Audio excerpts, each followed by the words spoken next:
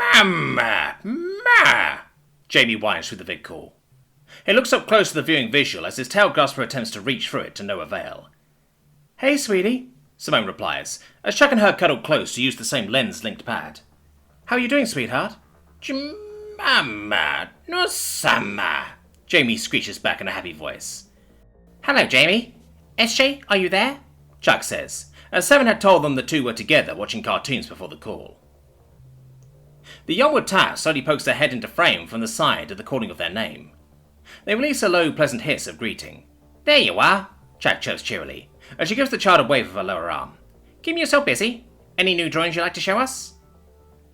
SJ gives a hyper-fast nod before excitedly skittering out of view. Stoma, Jamie mumbles, before pointing up at the wall with his tail at a paused cartoon. You like that show? Simone chuckles. Blue, Jamie confirms in an infused cheer, which causes the redhead to chuckle again. Then we're definitely going to have to watch it together when we get back, Simone promises. It's then that Wataf plops back into frame, struggling with her sketchbook now almost filled from back to front with drawings. With some effort that increases with difficulty, as the Manarian attempts to help with his tail, SJ manages to orient the drawing they want to show. Both observing parents feel their hearts stop as they realise what it is. It's a full recreation of the group photo the Quipchat residents made after leaving Simone's childhood home. However, with the inclusion of a scribbly purple Manarian being held by what they assume to be Chuck. After their parents don't say anything for a few moments, SJ double-checks to make sure that the sketchbook is right side up in confusion. I think that's my favourite drawing so far, kiddo, Simone utters, wiping her arm over an eye. Oh, I agree. It's so lovely, SJ. I like that you've chosen to colour Grandpa Chugnall with a rainbow, Chuck says, pointing her lower limb on the screen. I like that Dave is just a circle with sunglasses, Simone adds, as she furthers her side hug on the Callie next to her. We really lucked out with these two, she whispers to the princess. Indeed. But I believe it's fair to say that they are incredibly lucky as well, Chuck replies, before gifting the Terran a loving kiss on the cheek.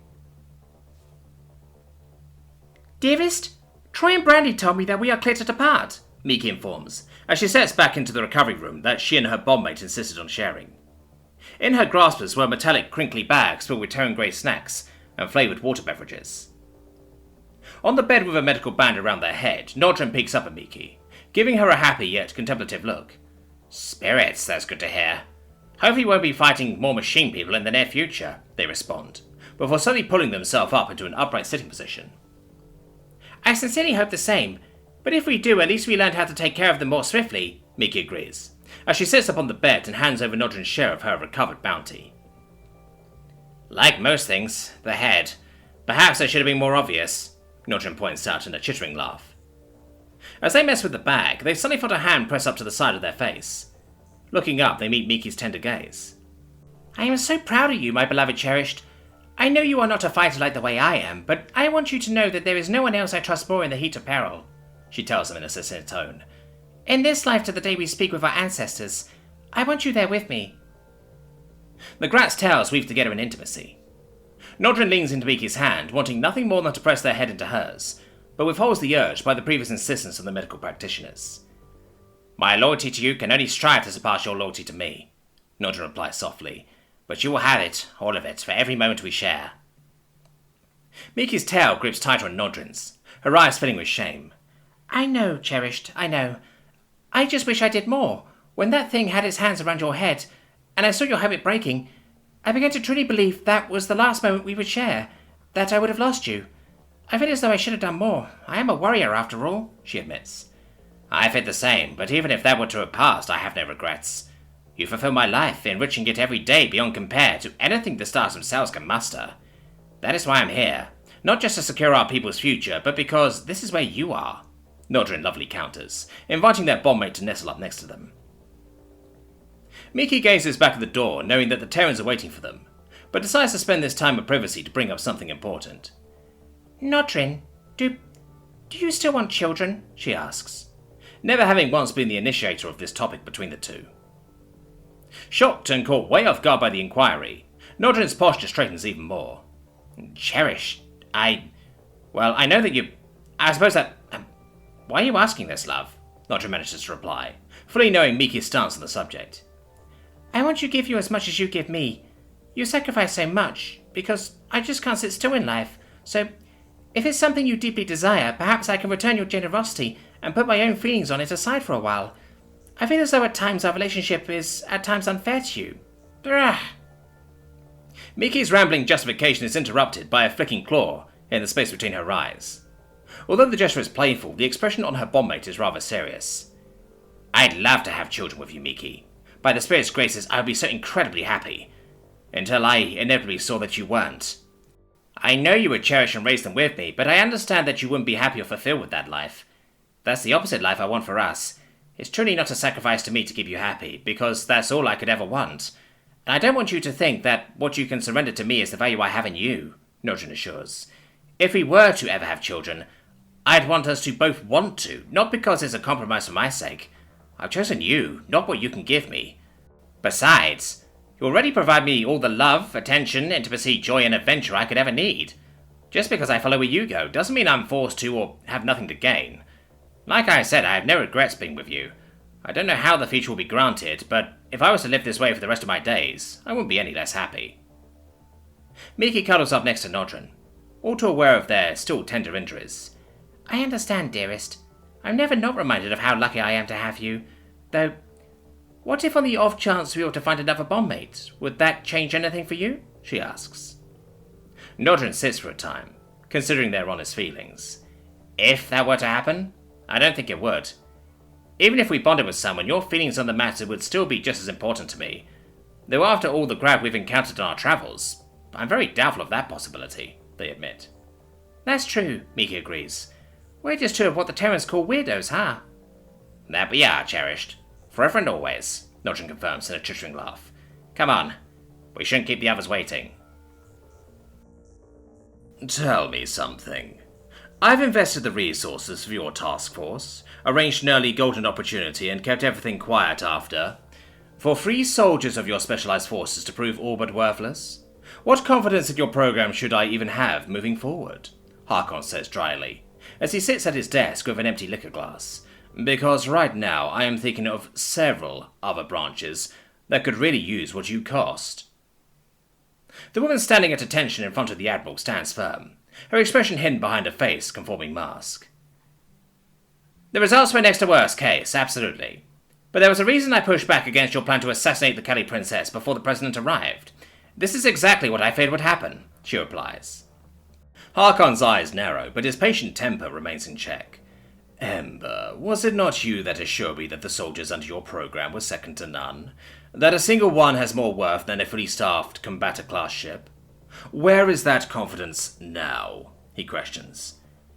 I stand by that. What I am concerned about is that after everything that happened on Gaia, you once again underestimated Simone Thatch. I thought you would know that more than anyone. How many times has she horribly burned you now? Ember responds, with a hidden smirk in her voice. Harcourt remains silent, as his eyes look around the surface of his desk, giving no clues to his thoughts.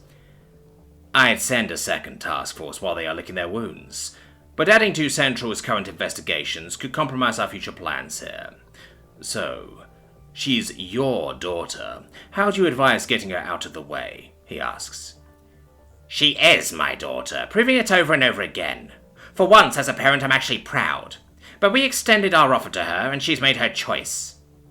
Ember slowly looks up at the ceiling. It's safe to assume she's here for the President as well. To Simone, the stakes are incredibly high in accomplishing her goal, but that Kelly toy of hers is possibly even more important to her.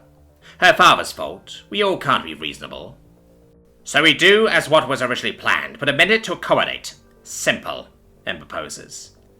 It sounds to me that you're the one underestimating her now, Harcourt points out. Ember is frozen in place, her hand twitching for her concealed pistol, but after a moment of further thought, she returns to a relaxed stance. Give her the choice between saving two things that matter to her and she'll fall apart. The status quo of the universe or her little pleasure bitch. She'll lose one and become volatile, reckless, mostly a problem to herself than us. Truly, it's that simple. She will be her own undoing. It's actually a long habit of hers. I'll make the necessary arrangements, Ember explains, as she steps back towards the entrance. Fine. Make it done, and we can consider the funding for your project extended. Otherwise, I don't see the reason for keeping it or you in my plans, Harcourt replies, as he stands up to refill his glass. "Their plans are the only ones that matter, Admiral," Ember says as she steps out. Before the door closes, she looks back and adds, "And I think they're about to give me a promotion." The door seals, leaving the Admiral alone in complete silence. He makes it to a shelf where he takes a bottle of his favourite whiskey and starts to fill the glass. Before he even places the bottle back, he freezes as a deep, sharp, burning pain strikes for his back and chest. Looking down, he sees a glint of metal blade poking free from his otherwise spotless uniform. Dropping first the bottle and glass, they sequentially shatter upon the floor. He opens his mouth to call out, but is swiftly covered by a stifling mechanical hand. "Traitorous bitch," is the last thing that passes through his mind, before the cold wall of death meets with his faltering, bitter consciousness. "Morning," Thorn declares, as he enters the apartment with a large bag in one of his hands that smell glorious to all within the apartment. "Where the hell did you run off to?" Simone smirks, before sipping a cup of permitted caffeine drink. "Could have used you in the fight for our lives." "No kidding. Cyborg on cyborg action? Classic television," Devin piped up, as he gave the old man a welcoming nod. "I reckon everyone survived then?" Thorn inquires, as he makes his way across the round apartment to the kitchen area. "Grant took a bit of a beating, but yeah," Brandy updates. "Good deal, we can make this a double celebration then," Thorn cheers, as he sets the bag down on the counter. "Still haven't answered my question, cowboy," Simone reminds, though her attention is clearly focused on the bag of aromatic goodness. "Sorry for the sudden dropout. While all that chaos was unfolding, I saw an opportunity and took it. I had faith that you lot would pull through without me, and I think both our successes really paid off," Thorn explains, as he starts to pull out white disposable steaming packages from the bag. "This one is for our little princess, carries safe ingredients and all that," he indicates, as he slides it down the counter. "Oh, thank you," Jack chirps, as she accepts it. "The rest are all the same. I didn't bother specializing, so if there's something in it you don't like, then pick 'em out. Except yours, Simone," the old man says, as he offers the redhead a particular box. "Either the boss is pulling a fast one, or she really is his favourite," Brandy not so quietly whispers to Troy teasingly. "Nah, I just need her to enjoy it on principle. Ain't risking it. You don't like raw tomatoes, right?" Thorn says, as he allows the other Terrans and the Grat duo to snatch a container of their own. "It's the one thing I actively dislike," Simone confirms, as she opens her offering, raising a tuft to look at the food confused. "So, what are these supposed to be? Small steak wraps?" she guessed. "Just eat it.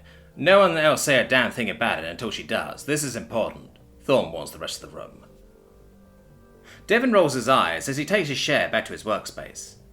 Troy looks just as confused as Simone, but for completely different reasons.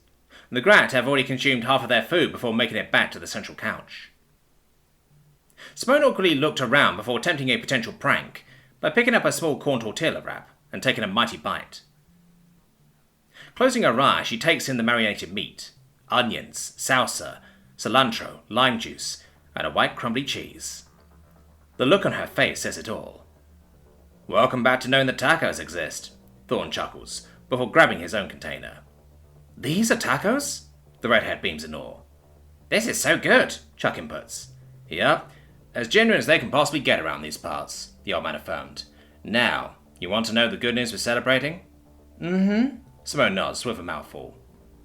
"Well, thanks to their reckless stunt being put down so bad, and a little meddling on my part, the terrorists are getting the fuck out of Central," Thorn replies. This catches everyone's attention. "Wait, seriously? Just like that?" Brandy pipes up. "I find that really hard to believe, boss," Devin admits, before doing his own snooping in the local network to see if he can verify. "Believe it. Their little stunt here caught a lot of eyes. Something must have really spooked him because they started evacuating like mad," Thorn reports. "Not saying they don't have agents still possibly running around, but our job just got a little easier." "And what did you do?" Simone asks, after swallowing her bite. "I held them along. Best not get gritty with the details yet. The important thing is that our mission is back on track. The Grand Ambassador survived and is grateful, no doubt, so we have that going for us too, eh? Practically guarantees an audience with the Union President." The old man bites down on his taco and looks to the princess. "That leaves us a few days to relax and do what you wanna. You know, before we start throwing shit at one of the biggest fans in the galaxy," he notifies, with his mouth half full.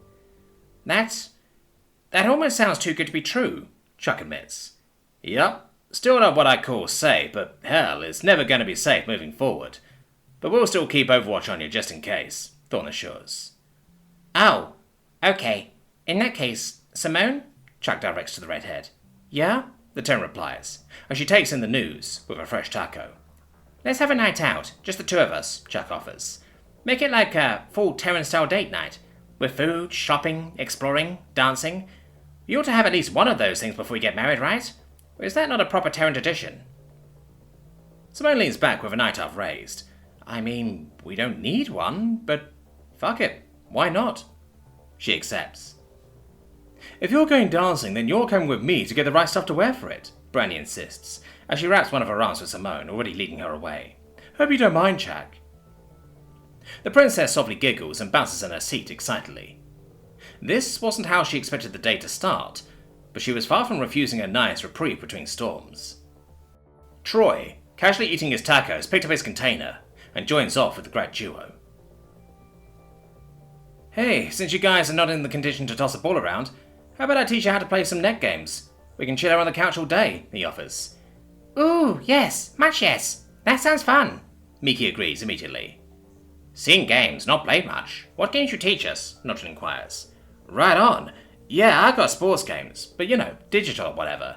I have fighting games, shooting games, RPGs, and a few strategy ones. Though for those I have to use the cheats because I'm not really good at them, but they're still fun, the young man lists. We try all? If here all day? Miki proposes. You're so right. Hell yeah, we can do that. I'll order in some pizza and drinks later too. Craning his head back, he looks to where Devon sits. You in on this, man?